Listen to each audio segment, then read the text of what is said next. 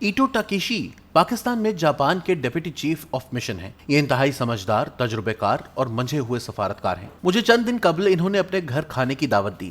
میں نے ان کے جاپانی کلچر، کھانے اور سفارتکاری تینوں کو خوب انجوائے کیا۔ میں نے گفتگو کے دوران ایٹو ٹاکیشی کو بتایا کہ قائد اعظم نے قیام پاکستان کے لیے 14 اگست کا انتخاب جاپان کی وجہ سے کیا تھا۔ وہ یہ سن کر بہت حیران ہوئے۔ میں نے انہیں بتایا ہندوستان کا آخری وائسرائے لارڈ ماؤنٹ بیٹن تعیناتی سے پہلے اتحادی فوج کی ساؤتھ ایسٹ ایشیا کمانڈ کا سربراہ تھا۔ جاپان نے اس کی سربراہی میں 15 اگست 1945 کو سرنڈر کیا تھا۔ یہ اس کے بعد ہندوستان کا وائسرائے بن گیا۔ بھارت اور پاکستان کی تقسیم کا وقت آیا تو لارڈ ماؤنٹ بیٹن نے 15 اگست کا دن تجویز کیا۔ برطانیہ اس دن جاپان کی فتح کی دوسری سالگرہ منا رہا تھا۔ وائسرائے کا خیال تھا کیوں اس کے پروفائل میں 15 اگست لکھے جائیں گے، 15 اگست 1945 اور 15 اگست 1947۔ یہ تجویز جب قائد اعظم اور جواہر لال نہرو کے سامنے رکھی گئی تو قائد اعظم نے یہ کہہ کر مسترد کر دی کہ ہم اپنے قیام کا دن جاپان جیسی بہادر قوم کی شکست کے دن پر نہیں رکھنا چاہتے، جبکہ جواہر لال نہرو نے یہ آفر خوشی سے قبول کر لی۔ چنانچہ بھارت اور پاکستان دونوں ملک ایک ہی دن آزاد ہوئے، لیکن ہم پاکستانی یوم آزادی 14 اگست کو مناتے ہیں، جبکہ بھارت میں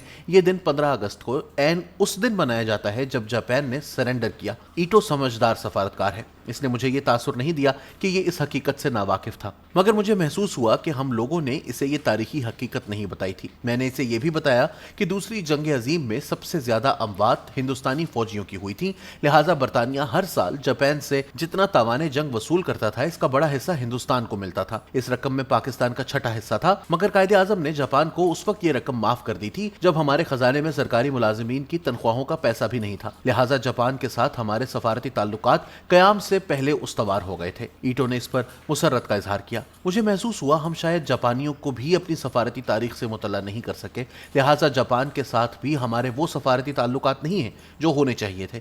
ہم اگر ان تعلقات کو باقاعدہ وقت دیتے، ہمارے وزرائے خارجہ اور وزرائے اعظم جاپان کے مسلسل دورے کرتے رہتے، ہم اگر جاپان اور جاپان ہم سے سفارتی مدد لیتا رہتا تو شاید آج دونوں ملکوں کے درمیان ویزا فری آمد و رفت ہوتی اور ہمارے لاکھوں ورکرز جاپان اور جاپان کے ہزاروں ماہرین پاکستان میں کام کر رہے ہوتے۔ مگر افسوس ہم ان تعلقات کو بھی عملی شکل نہ دے سکے، اور آج جاپان بھی ہم سے اتنے ہی فاصلے پر ہے جتنے فاصلے پر یورپ، امریکہ اور کینیڈا ہے۔ ہمارا اب بھی زیادہ نقصان نہیں ہوا۔ ہم اگر آج اپنی سفارتی حماقتوں کا تخمینہ لگا کر سفارتکاری کے SOPs طے کر لیں تو ہم اقوام عالم میں دوبارہ قدموں پر کھڑے ہو سکتے ہیں۔ ہم اگر زیادہ نہ کریں تو بھی ہم دنیا کے مختلف ملکوں پر اپنے سفارتی احسانات کی فہرست بنائیں، اپنے لوگوں کو یہ رٹائیں، اور یہ جب بھی اس ملک کے سفارتی عملے سے ملیں تو یہ انہیں اپنے تعلقات کی سفارتی تاریخ سے مطلع کریں۔ اس سے بھی اجنبیت کی دیواریں چھوٹی ہوں گی اور ہمارے سفارتی تعلقات میں اضافہ ہوگا۔ مثلا ہم نے آج کی 2 سپر پاورز امریکہ اور چین کو ایک میز پر بٹھایا تھا، اور یہ 20ویں صدی کا سب سے بڑا سفارتی واقعہ تھا۔ جنرل یحییٰ خان نے 1971 میں چین اور امریکہ کے درمیان پل کا کردار ادا کیا۔ امریکہ میں اس وقت رچرڈ نکسن کی حکومت تھی اور ہنری کسنجر ان کے قومی سلامتی کے مشیر تھے۔ جنرل یحییٰ خان صدر رچرڈ نکسن کو اپنے ہاتھ سے خط لکھتے تھے، اس خط کو خود سیل لگاتے تھے، اور یہ خط بعد ازاں پاکستان کے امریکہ میں سفیر آغا ہلالی صدر کو وائٹ ہاؤس پہنچاتے تھے۔ 2 صدر اس معاملے کو خفیہ رکھنے کے لیے خط ٹائپ بھی نہیں کراتے تھے۔ اس لیٹر ڈپلومیسی کے نتیجے میں 9 جولائی 1971 کو ہنری کسنجر پاکستان آئے۔ ان کا پیچھا کرتے ہوئے برطانیہ، امریکہ اور روس کا میڈیا بھی اسلام آباد پہنچ گیا۔ جنرل یحییٰ خان میڈیا کو چکر دینے کے لیے نتھیا گلی کے ایوان صدر میں منتقل ہو گئے۔ ہنری کسنجر سے ملتا جلتا ایک گورا تیار کیا گیا۔ PTV کے میک اپ آرٹسٹ سے اس کا کسنجر جیسا حلیہ بنوایا گیا، اور اس جعلی کسنجر کو صدارتی موٹرکیڈ میں اسلام آباد سے نتھیا گلی روانہ کر دیا گیا۔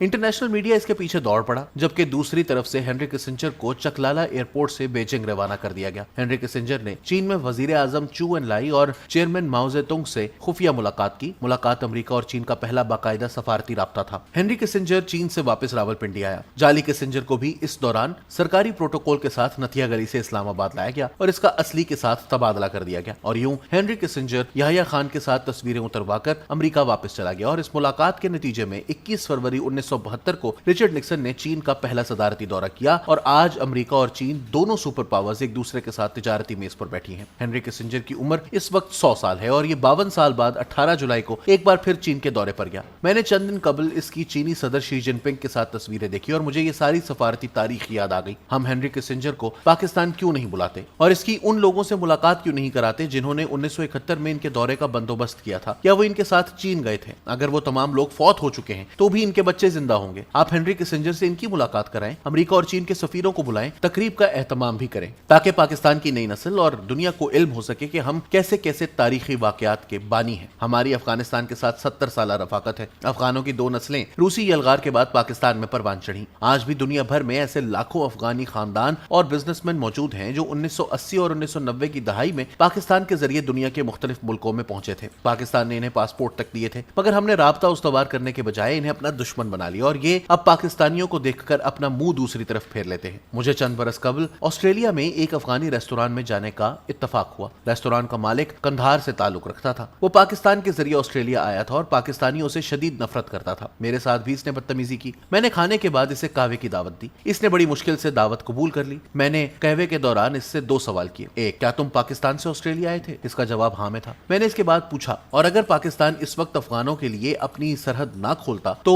फिर तुम और तुम्हारा खानदान कहाँ होता? इसके पास इसका कोई जवाब नहीं था। मैंने इससे कहा, हो सकता है हम पाकिस्तानियों का तुम्हारे साथ रवैया अच्छा ना हो, लेकिन हम इसके बावजूद इन अफगानों से बेहतर थे जिनकी वजह से तुम अपना वतन छोड़कर पाकिस्तान और फिर ऑस्ट्रेलिया शिफ्ट होने पर मजबूर हुए। हमने कम से कम तुम लोगों को कत्ल नहीं किया। हमने तुम्हें पनाह दी, थोड़ी ही सही लेकिन खुराक भी दी, और फिर ऑस्ट्रेलिया जैसे मुल्कों में सेटल होने का मौका भी फराहम किया। और ये तुम पर पाकिस्तान का छोटा एहसान नहीं। आप यकीन करें, मैं जब इसके रेस्टोरेंट से निकला तो इसने मुझे गले लगाकर रुखसत किया। पाकिस्तान के शुमाली अफ्रीका के तमाम इस्लामी मुल्कों पर भी बेतहाशा एहसानात हैं। मराकश हो, ट्यूनिस हो या फिर अल्जीरिया, हमने इनकी आजादी में बहुत अहम किरदार अदा किया। हमने इनकी क़यादत को अपने पासपोर्ट्स भी दिए और अक़वाम मुत्तहिदा में अपनी सीट से इनके खिताबात भी करवाए। पोलैंड से लेकर जर्मनी, इराक से यूएई और फलस्तीन से लेकर उर्दन तक पाकिस्तान के एहसानात की तवील तारीख है, लेकिन हम इसके बावजूद आज सफारती तन्हाई का शिकार हैं। क्यों? क्या हमारी सफारती हिमाकतें इसकी वजह नहीं है? क्या ये हमारा मार्केटिंग फेलियर नहीं है? हम अगर किसी दिन सिर्फ अमेरिका के लिए अपनी कुर्बानियां गिनना शुरू कर दें तो यकीन करें दर्जनों किताबें लिखी जा सकती हैं। लेकिन आज अमेरिका भी हमसे मुंह मोड़कर बैठा है। क्यों?